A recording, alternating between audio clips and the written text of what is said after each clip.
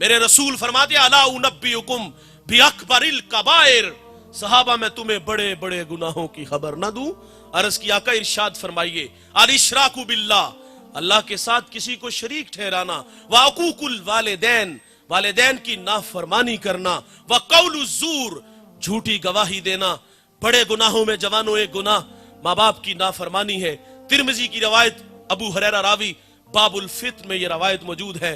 मेरे नबी फरमाते जब मेरी उम्मत में 15 बुरी खसलतें आ जाएंगी, रीहन हमराउ, उम्मत इंतजार करे सुरख आंधियों का, व ज़लज़लातिन, जलजलों का, इन्हें जमीन में दंसा दिया जाएगा और आसमान से भी ताबड़तोड़ हमले होंगे। वो 15 बुरी खसलतें कौन कौन सी हैं? इज़्ज़तु खिज़ल फ़ैउ दुवलन, फरमाया जब हुक्मरान तबका सरकारी खजाने को दोनों हाथों से लूटना शुरू कर देगा।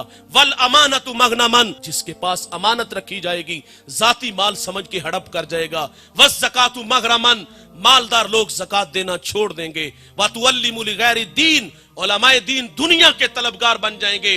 व अता रजुलु इमरातुहु, आदमी बीवियों के फर्मा बरदार होंगे। व अक्का उम्मुहु, माओ के नाफरमान हो जाएंगे। व अदना सदीकहु, दोस्त के साथ हुस्ने सुलूक से पेश आएंगे। व अक्सा अबाहु, बाप के साथ बदसलूकी करेंगे। व शुरिबतिल खुमूर, शराबे आम होंगी। इस उम्मत का अव्वल आखिर पे लान तान करेगा। फिर क्या होगा? सुरख आंधियां चलेंगी। फिर क्या होगा? जलजले आएंगे। फिर क्या होगा? इन्हें जमीन में दंसा दिया जाएगा। फिर क्या होगा?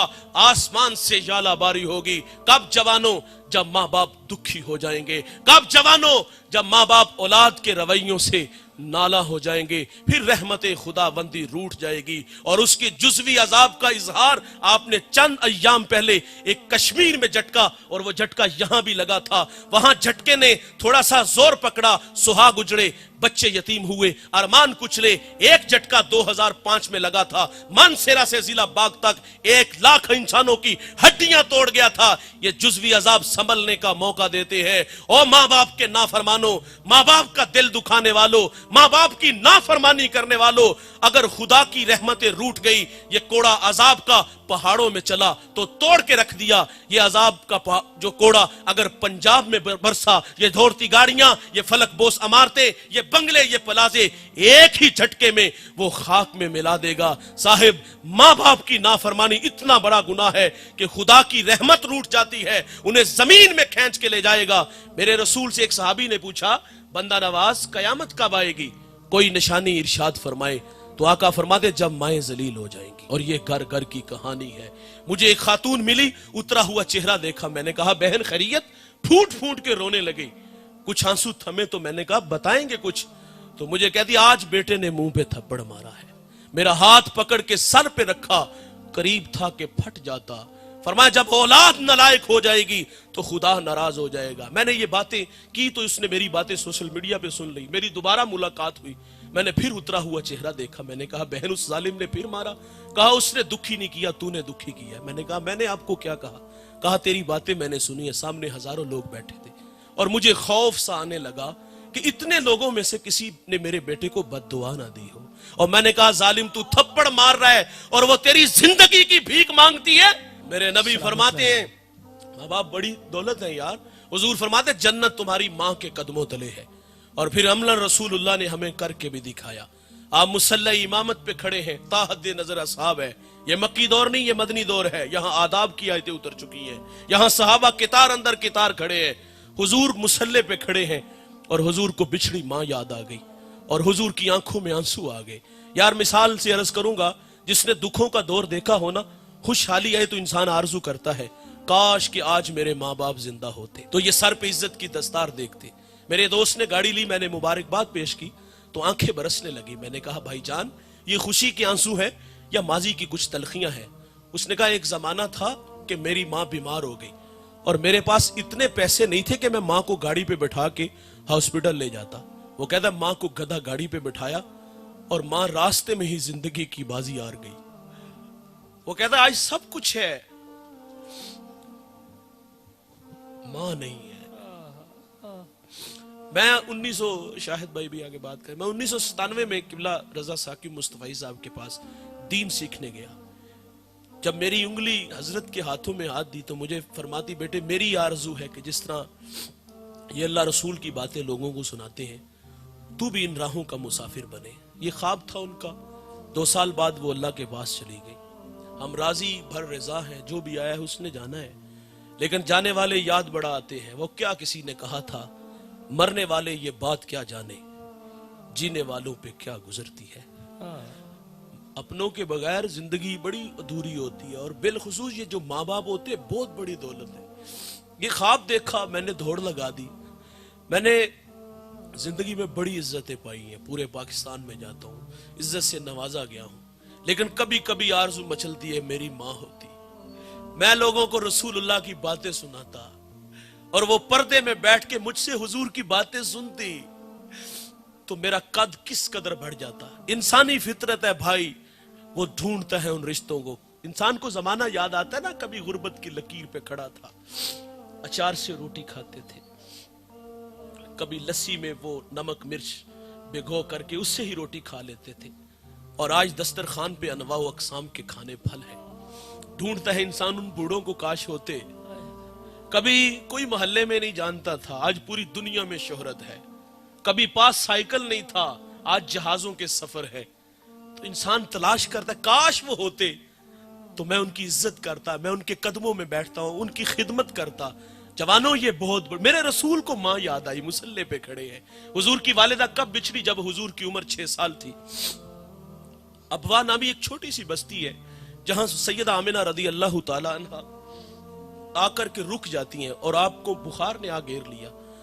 آپ جان گئی کہ یہ بخار میری جان لے لے گا. وقت رخصت ام ایمن سے کہا کہ میرے بیٹے محمد کو باحفاظت امیر قریش تک پہنچا دینا، اور پھر حضور کو پاس بلایا.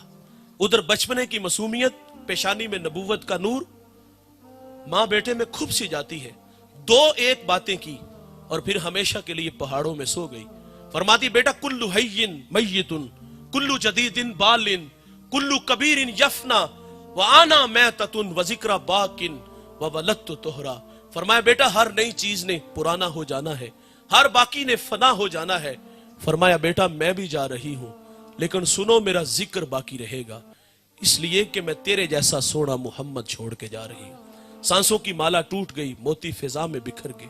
حضور ماں سے لپٹ کے روئے، اور پھر اپنے ننھے ہاتھوں سے کالے پتھروں کی قبر بنائی، اس پہ آنسوؤں کا چھڑکاؤ کیا. جہاں تک ماں نظر آتی رہی، حضور پلٹ کے ان کالے پتھروں والی قبر کو دیکھتے ہیں. میں نے سیدہ آمنہ کے مزار کی 2 دفعہ زیارت کی ہے. یہ مدینہ سے 350 کلومیٹر کے فاصلے پر ہے. مقام بدر سے 85، مستورہ سے 25. میں پہلی دفعہ حاضر ہوا تو پہاڑ کے نیچے تھا، ماحول خاموش ہے، ہوا کا کہیں سے کوئی ایک جھونکا بھی نہ آیا. لیکن جب سیدہ آمنہ کے قدموں میں جا کھڑا ہوا، یقین جانو ایسا لگا کہ اللہ نے جنت کے 8 دروازے ہی کھول دیے ہوں. ایسا لگتا تھا کہ جنت سے ٹھنڈی ہوائیں سیدہ آمنہ کو سلام کرنے آتی ہیں. ام ایمن کہتی میں حضور کو لے کے پہاڑ سے نیچے آئی. جب نیچے آئی تو پیچھے پلٹ کے دیکھا تو حضور میرے ساتھ نہیں تھے.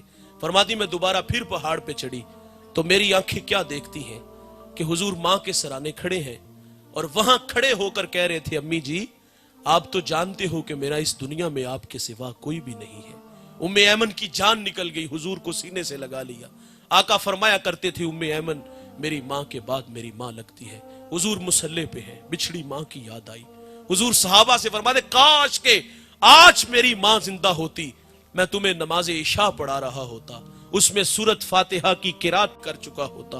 میری ماں کو مجھ سے کوئی کام یاد آ جاتا، وہ مسجد نبوی کے دروازے پہ آ کے کہتی ابن محمد، بیٹے محمد میری بات سنو. حضور فرماتے میں نماز توڑ کے پہلے اپنی ماں کی بات کو سنتا. بہت بڑی دولت ہے ماں باپ، ان کی قدر کرو جوانوں. یہ ایک بار آتے ہیں دوبارہ نہیں آئیں گے. میرا کہنا ہے یار مانا تم شادی کے بعد بہت مصروف ہو گئے، بچے ہیں، گھر والے ہیں، کاروبار ہے، یار کم از کم 1 گھنٹہ تو اپنے ماں باپ کے لیے مختص رکھو. آپ 1 گھنٹہ ماں باپ کو تو ان کے پاؤں دباؤ، ان کے ساتھ گپ شپ لگاؤ، ان سے دل کی بات کرو، ان سے مشورہ لو، ان کے لیے تحائف لایا کرو، ان کے لیے پھول لایا کرو، ان کے لیے کپڑے لایا کرو، انہیں باہر سے کھانا کھلانے لے جایا کرو، کبھی کبھی پرانے دوستوں سے ملانے لے جایا کرو. یہ بوڑھے نہیں مریں گے اگر آپ توجہ دو گے. یہ بوڑھے مرتے اس وقت ہے جب اولاد توجہ نہیں دیتی. آپ آج سے ہی اپنے ماں باپ کو وقت دینا شروع کر دو تو یہ بوڑھے نہیں مریں گے. ہمیں غلطی لگی، ہم سمجھتے ہیں یہ شاید کہ ہم جو ماہانہ یا ہفتے بعد 500,000 روپیہ دیتے اس لیے ہماری راہوں میں بیٹھے ہوتے ہیں، اور دھوکہ لگا ہے ہمیں، انہوں نے زندگی میں بڑا پیسہ کمایا ہوتا ہے اور وہ سارا پیسہ آپ پہ ہی خرچ کیا ہوتا ہے. یہ آپ کے پیسوں کے بھوکے نہیں ہوتے جوانوں، یہ آپ کی توجہ کے بھوکے ہوتے ہیں. آپ ماں باپ کے قدموں میں بیٹھا کرو، ان کے قدموں میں بیٹھ کے یقین جانو 10 منٹ گزار کے دیکھو، آپ ایسا لگے کہ فضاؤں میں ہم اڑ رہے ہیں. عزتیں چاہتے ہو تو ان کے قدموں میں رہو. ایک دو بات گفتگو سمیٹ لیتا ہوں، بڑی اہم اور بڑی ضروری باتیں ہیں. دیکھیے والدین چلے جائیں تو انسان آرزو کرتا ہے کاش وہ ہوتے تو خدمت کرتے. ابھی میں نے اتنی باتیں سنائی، اور آرزو مچھلی جن کے ماں باپ نہیں ہے، کاش کے ہوتے تو ہم خدمت کرتے. کسی نے واصف علی واصف سے کہا کہ ماں باپ اگر نہ ہو تو بندہ ان کے ساتھ حسن سلوک کرنا چاہے تو کوئی عمل وظیفہ ہے، بہت بڑا وظیفہ ہے، اپنے ساتھ لے جائیے گا، اپنی زندگی میں اس کو جگہ دیجئے گا. واصف علی واصف کہتے ہیں ماں باپ نہ ہو تو پوچھے جو وہ اپنی اولاد چھوڑ جاتے ہیں نا، تو فرمائے ان کے ساتھ حسن سلوک کیا کرو. دیکھیے اس مجمع میں کچھ بھائی امیر ہوں گے، کچھ بھائی غریب ہوں گے. کتنا ہی اچھا ہے کہ امیر بھائی اپنے غریب بھائی کی کفالت لے لے، لیکن ہمارے ہاں ایسا نہیں ہوتا. امیر بھائی کے دسترخوان پہ انواع و اقسام کے کھانے پھل ہوتے ہیں، باقی بچ جانے والے کتوں کے آگے ڈال دیے جاتے ہیں، روڑی پہ پھینک دیے جاتے ہیں. اور دیوار کے متصل بھائی کا گھر ہے، اس کے گھر میں فاقے ہیں، بچے روتے ہیں بلکتے ہیں، بھائی کو پرواہ نہیں ہوتی. میں اس شخص کو جانتا ہوں جو 5 فیکٹریوں کا مالک ہے، اسی فیکٹری میں اس کا بھائی ملازم ہے، بھتیجے بھی گالیاں دے لیتے. کتنا ہی اچھا تھا کہ 10-20 لاکھ روپیہ بھائی کو لگا کے کاروبار دے دیتا تاکہ وہ بھی عزت کی روٹی کماتا. لیکن ہماری آرزو ہوتی کہ یہ ساری زندگی ہمارا محتاج رہے. اور کتنا ہی اچھا ہے اس مجمع میں اگر کوئی بھائی امیر ہے تو وہ اپنی غریب بہن کی کفالت لے لے. ایسا بھی نہیں ہوتا. غریب بہن تو بھائی سے رشتہ لینے آ جائے نا تو بھائی کے تیور دیکھنے والے ہوتے. وہ کہتا تجھے جرت کیسے ہوئی ہے، تو اپنی اوقات تو دیکھ، تو میری بیٹی کو 2 وقت کا کھانا بھی نہیں دے سکتی اور رازق تو ہے. ہمارا کہنا ہے بہنیں ولی بنا دیتی ہیں. یہ اچھی لگتی نہیں لیکن یہ بھائیوں کے حق میں اچھی بڑی ہوتی ہیں. ماں باپ نہ ہو تو بہنوں کے ہاتھ بھائیوں کے لیے ہمیشہ اٹھے رہتے ہیں، اور بہنیں ماں کا روپ ہوتی ہیں. یار ان سے رابطے میں رہا کرو. لیکن یہ ہمارے گھروں میں 6 مہینے بھی نہ آئے تو ہمیں کبھی ان کی یاد ہی نہیں آئی. یہ تو بیچاری ماں باپ کے بعد اگر چھٹیوں میں بھائی کے پاس رہنے آ جائے نا تو 2 دن بعد وہ واپس گھر چلی جاتی. بھائی کے تیور ہی ایسے ہوتے ہیں. کیسے بھائی ہو یار، تمہیں بچپن کا زمانہ بھول گیا؟ تمہاری زندگی کی بھیک مانگتی تھی، تمہاری بھلائیں لیتی تھی، آج تجھے بہن کی یاد ہی نہیں آتی. لوگ ہم سے مسئلہ پوچھتے مولوی صاحب بہن تحفہ دے تو لے لینا چاہیے. تحفہ کیا مانگتے ہو؟ زمین مانگتے ہو؟ بہن دے گی تمہیں زمین. وہ جانتی تھی اگر میں نے زمین نہ دی تو بھائی ہمیشہ کے لیے میرے ساتھ رابطہ ختم کر لے گا. بھائی جو نا وہ نفرت کا 10 سکھا کے جاتا ہے کہ پھوپھو کو منہ نہیں لگانا، میں مر گیا تو اس کو میرا منہ نہ دکھانا. اور اس سے 5 کروڑ کی زمین ہتھیا لی، تحفے میں لے لی، اور تمہیں کبھی اس کی یاد بھی نہ آئی، کبھی اسے اپنے پاس بھی نہیں بلایا. یہ میرے نبی کی سنت ہے کہ بہنیں جب گھر آئیں تو ان کو خالی ہاتھ نہ موڑو، ان کی جھولیاں بھر کے بھیجا کرو. لیکن ہمارا بہنوں کے ساتھ رابطہ. اور میں سوال کروں گا آپ لوگوں سے، بچوں کے دل میں خالہ کا پیار ہوتا ہے، پھوپھو کا کیوں نہیں ہوتا؟ رشتوں کی قدریں سکھانی چاہیے. یہ بڑی اچھی بات ہے کہ بچوں کے دل میں خالہ کا پیار ہے، پھوپھو کا کیوں نہیں آتا؟ میرے بچوں کی عادت ہے الحمدللہ، میری بہنیں آئے تو میرے بچے پھول لے کے استقبال کرتے ہیں. اپنی بہنوں کو عزت دو. اور ایک بات یاد رکھیے گا، جس گھر میں بہن بیٹی خوش نہیں روتی ہوئی گھر سے جائے گی اس گھر میں رحمت کے فرشتے نہیں آئیں گے.